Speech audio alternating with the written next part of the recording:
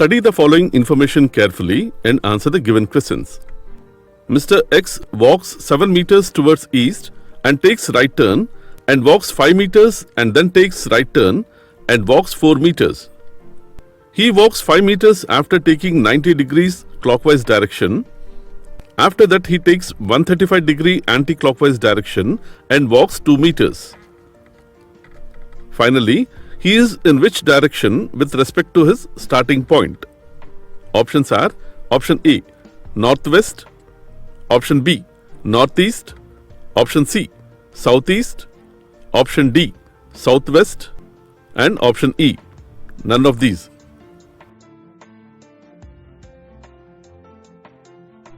Let's draw the diagram based on the information. In the statement they given that Mr. X walks 7 meters towards east and takes right turn and walks 5 meters and then takes right turn and walks 4 meters. So here, this is Mr. X and walks 7 meters towards east and he takes right turn and walks 5 meters. He again takes right turn and walks 4 meters. In the next statement they given that he walks 5 meters after taking 90 degrees clockwise direction.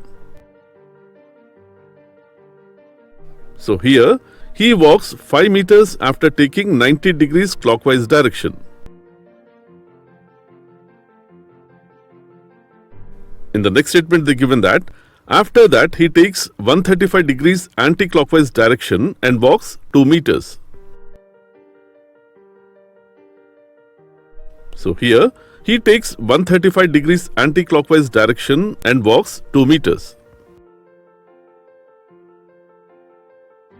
This is the final diagram. Now in the question they are asking that finally he is in which direction with respect to his starting point. From the diagram, this is final point and this is starting point. Here, this is starting point and it is having directions north, south, east, west, northeast, southeast, southwest, northwest. So it is clear that finally he is in southeast direction with respect to his starting point.